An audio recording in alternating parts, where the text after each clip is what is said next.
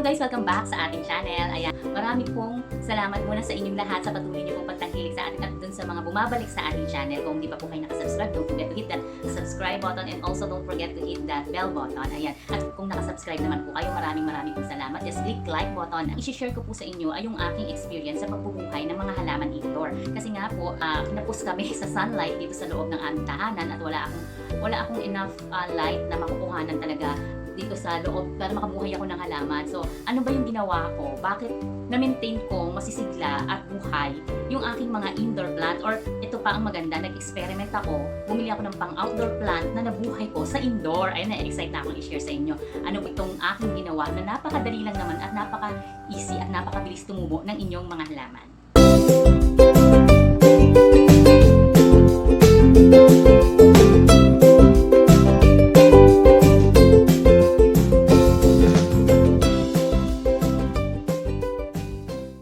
So ngayon guys, isi-share ko sa inyo ano ba yung aking mga ginawa, bakit ako nabuhayan ng mga halaman kahit wala akong sunlight, at ano-ano yung mga halamang nabuhay sa akin. Unahin ko yung mga matatatag na halaman na sinare ko na minsan sa vlog. Ito yung ang unang ginagamit ko pa lang ay yung artificial light na meron ako. So guys, ang isa sa mga nag-survive sa mga halaman ko dito sa indoor, as in talagang walang sunlight, ito ang aking Philodendron lineae. Ayan, kung mapapansin ninyo, ang dami-dami na niyang mga bagong tumutubong dahon. At kung ba dati kasi nung ang gamit ko lang ay ito lang ilaw ko ha. Napakabagal niyang magdahon. As in ang tagal niya na magdahon, pero nung ginamit ko itong grabe, nakaka-amaze tong ilaw na to. Nung ginamit ko tong ilaw na to, grabe guys, tingnan niyo, ang dahon niya 1, 2, 3, 4. Ito kasama to sa mga tumubo na. Ayan, kasi ito yung mga mature niya na dahon, ganyan kalalaki. So ito mga bagong dahon niyan. Ito ay sa tulong ng Mars Hydro Grow Light. Ayan, ganun kalupit yung Mars Hydro Grow Light, no? Dati kasi ito, hindi siya ganung nagdadahon. Since nga siguro wala akong proper sunlight, no? Ang dahon niya, ito lang, 1, 2, 3. Tatlo lang. Tapos nung naglagay ako, nung ito inilagay ko under sa Mars Hydro Grow Light, ayan, nagdahon na siya ng bonggang-bongga. Ang dahon yung mga bagong feeling na mapapansin niyo. Ayan, maliliit. Yan yung mga bagong leaves na katutubo lang. Actually, itong philodendron na to, years na to sa akin na hindi grow or hindi dumadami ang dahon. As in, yun lang. Mula nung nilagyan ko, ayan lang ang dahon niya. 1, 2, 3, 4. 4 pala. Yung kanyang original na dahon. Tapos namatayan pa to ng isang dahon. Actually, 5 to. So, ito mga bagong dahon eh. So, mula nung naglagay ako ng Mars Hydro Grow Light, nag-start na siya magdahon. So, ito guys, yung pechay. Ayan, pwede na ako mag-harvest ng pechay ko. Pwede na ako mag-harvest ng pechay ko. Tuwing nagte-text si Jake, nagniningning ang kanyang mga mata. Nanginginig ang kanyang petline. Nako. Ito ay laki under sa Mars Hydro Grow Light. Kung tingnan mo guys, actually kasi nakapag-harvest na ako rito eh. Kaya may tumutubo na naman siya ulit na bago. Ayan o. Diba? Kasi na-harvestan ko na ito yung pinag-harvestan ko putol na. Ayan, pag-harvest na ako. O diba? Kasi kung wala kang grow light, mahirap makabuhay ng mga ganitong halaman at dapat kailangan ng sunlight. No? So, ayan, itong pechay na buhay ko. O diba? Under sa Mars Hydro Grow Light, napakahusay. And one more. Ayan, ito yung aking avocado. Ayan, actually, dalawa tong avocado na to guys. Yung isa, as in, ang taas-taas na niya, no? Nilagay ko lang siya sa water. Tapos nung wala pa akong Mars Hydro Grow Light, ang bagal-bagal ng kanyang paglaki. As in, ang bagal talaga. Ginawa ko is nilagay ko siya sa root deck. Kaya lang, pagkanik ko, hinangin siya. Nawala siya sa sa water. Kawawa naman. Kasi tuluyan na siya nga dedo. Why are you crying? At hindi siyempre ako nawalan ng pag-asa. Ulit ako. Naglagay ulit ako sa water and ito na siya. Ayan. At ang maganda rito, hindi ko na siya kailangan ilagay sa root deck dahil dito pa lang sayang kaya niya ng sustain yung light o na kailangan nila. Kung titingnan nyo, ayan o, may tumutubo pa rin. O di ba, nakakatuwa. Kung gusto nyo ng halaman na indoor pero wala kang sapat na ilaw, guys, check nyo yung Mars Hydro Grow Light. Yun talaga ang nakatulong sa akin kung bakit nakasurvive itong mga halaman ko na usually dapat pang outdoor. Ito pa. Actually, mas nilalagay ko na nga sila dito sa loob ng bahay kaysa doon sa labas. Kasi doon sa labas, hindi sila either na anuhan ng pusa, pupupuan ng pusa, hinahalukay ng pusa, nakaka-excess. Kung meron kayong tip para hindi galawin ng pusa yung ating mga halaman, hindi halukayin ng pusa yung lupa. Just comment lang po kayo dyan sa ating comment section. Ayan. Alam nyo guys, ito, ang dami niya nagdahon ngayon, no?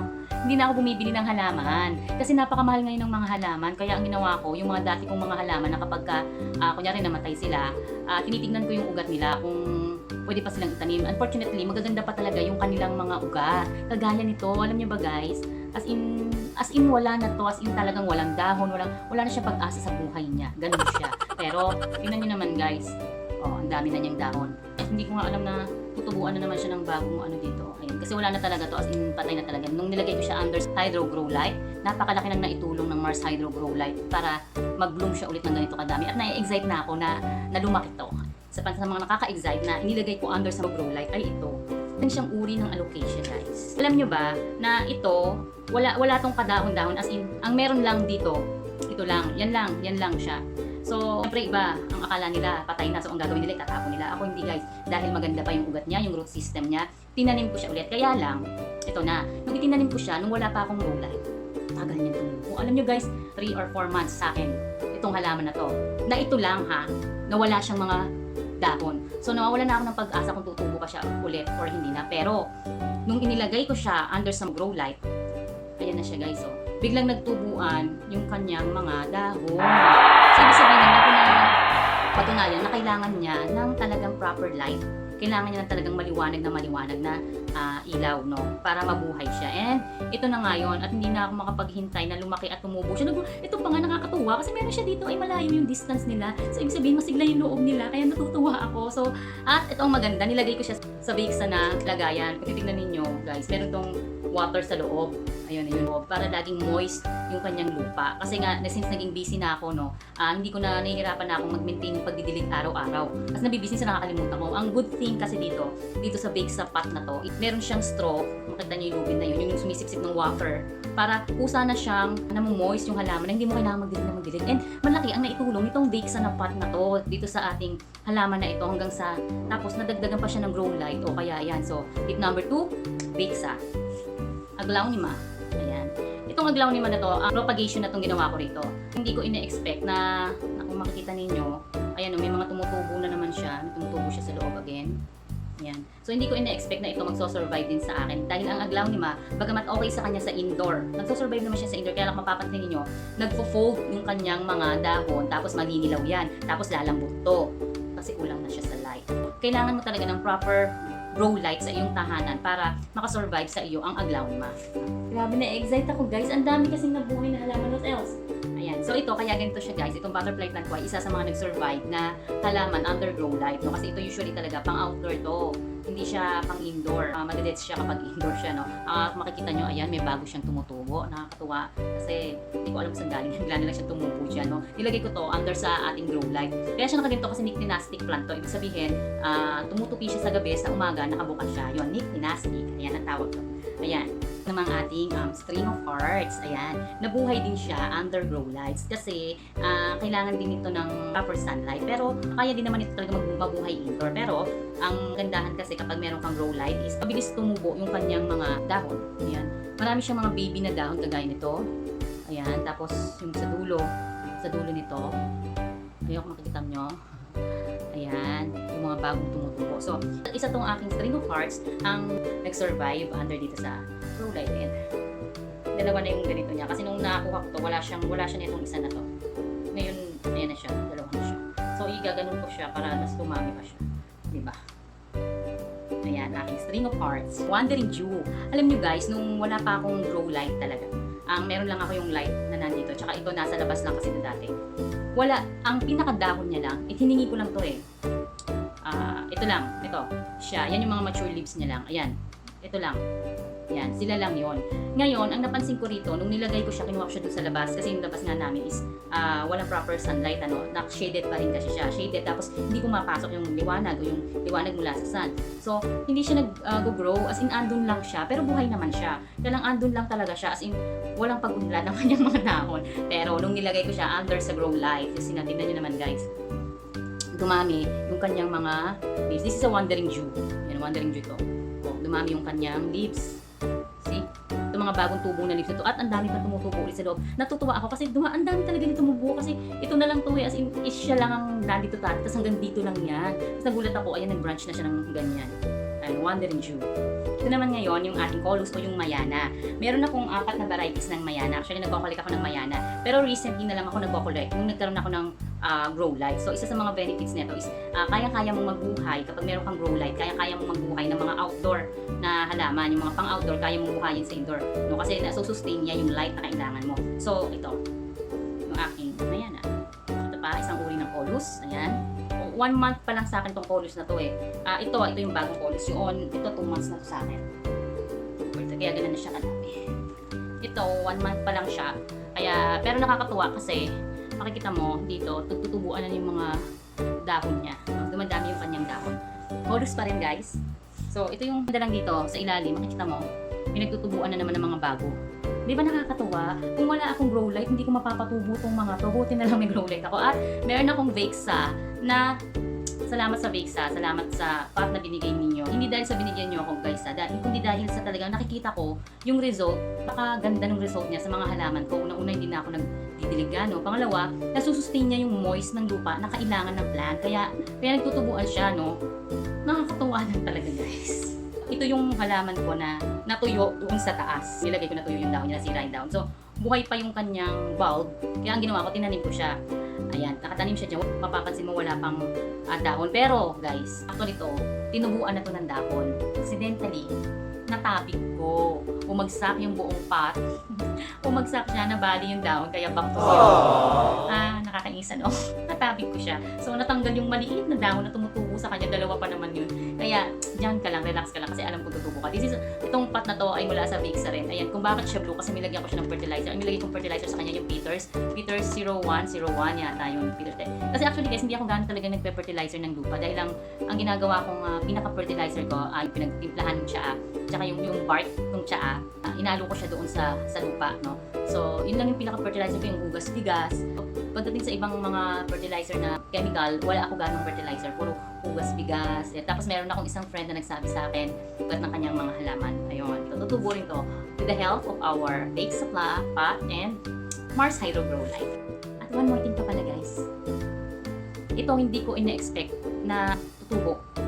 As in, tinanim ko lang siya. So, akala ko wala na pag-asa. So, 1 month na siya nakatanim pero hindi siya tinutubuan ng dahon, no? At after 1 month, kinuha ko siya doon sa labas. Ilagay ko siya under grow light. Anong halaman to guys? Actually, totoo lang guys, nakalimutan ko na kung ano tong plant na inilagay ko dito. Basta ang ginawa ko, yung nakita ko yung mga bulb nila na buo pa, ang ginawa ko, tinanim ko lang ulit. Pero nakalimutan ko kung anong halaman tong tinanim ko dito. Basta nagulat na ako, tumubo na yung kanyang, ayan, tumubo na siya. Ayan, sabi sa akin damo daw. Hindi siya damo guys. Meron tong bulb sa loob na tinanim ko. Pero hindi rin siya goto cola. Nakalimutan ko na talaga kung anong halaman tong tinanim ko na to. Ayan, na bili ko to sa halaga 600 pesos. As in, malaki siya. Malaki. So, but I really forgot anong klaseng halaman to, to be honest. At lastly, itong ating bromeliads. Ayan. Actually to, yung pinaka-mother plant niya is nawala na kasi nung kuha ko tong bromeliad na to, wala pa akong grow light eh. So, ini-stay ko siya dito lang din sa loob ng bahay. Nag-survive naman siya, but somehow, is namatay na yung kasi kailangan para makapag-survive ka nito, dapat may pop na. Kapag kasi nag-flower na siya, namamatay na yung mismong plant niya. No? Ang nakakatuwa lang, sakto, nung namatay mother plant, nakakuha ako ng ganito na nakapop sa kanya. Okay? So, ito, nilagay ko under grow light, no? At lumaki na siya, kasi ganyan lang siya kaliit nung nilagay ko siya dito. O, ngayon, dalawa na sila. O, diba? Ganito yung mga plant na experience kong nabuhay na ito lang sa indoor. Mas gusto ko na siya sa indoor kaysa ilabas ko dun sa labas kasi pag nasa labas, nahalukay ng pusa. Or di kaya sobrang dry siguro sa labas at wala kang proper sunlight, namamatayan ako ng mga halaman sa labas. So, dito sa loob talaga, sa indoor talaga, sa loob ng aking bahay, ay ito yung mga halaman na buhay na buhay. Yan ay sa tulong ng ating grow light at yung Vexa. No? Malaking tulong din yung Vexa sa pananatiling moist yung kanyang mga lupa. No? So the easiest and the fastest way para makabuhay kayo ng inyong mga halaman indoor is just grow light and proper pot. Wala nang iba. Ayan po, maraming pong salamat sa inyong lahat sa patuloy ninyong pagsama sa akin. At shoutout nga po pala kay Ma'am Glenn Perales. Hello po Ma'am Glenn. At maraming pong salamat kaya rin kay Ma'am Teresa de Malata sa patuloy ninyo pong pagsubaybay sa ating topic for today. Ayan, maraming pong salamat sa inyong lahat, sa Sushi Boy, sa Jetto Ramen, sa Vexa, Mars Hydro Grow Light, sa Sprinkles PH. Itong mga binabanggit ko po at patuloy kong pinapasalamatan ay hindi po mga paid advertisement, okay po? Ito po ay mga nagmagandang loob na nagbigay sa atin at nagparanas ng mga magagandang experience dito sa pag-aalaga sa mga halaman. Maraming pong muling salamat sa inyo lahat at tandaan po, kahit ano pong pagsubok ang ating maranasan, huwag po tayo mag-give up. No, kung napapagod na tayo, magpahinga ka lang. No, huwag ka lang i-give up. Maraming pong muling salamat sa inyo at muli po ako po si Graciela Cantita na nagsasabing God bless us all.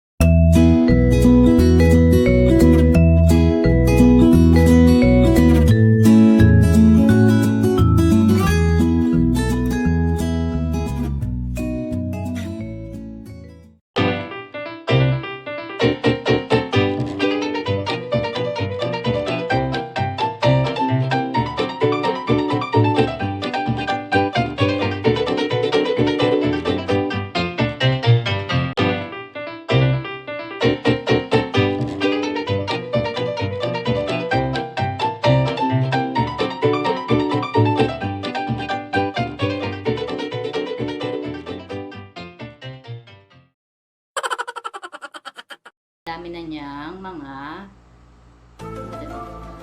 dahon. Ang hina ko. Okay, totoo yun din. Okay, game. Lenig. Waray.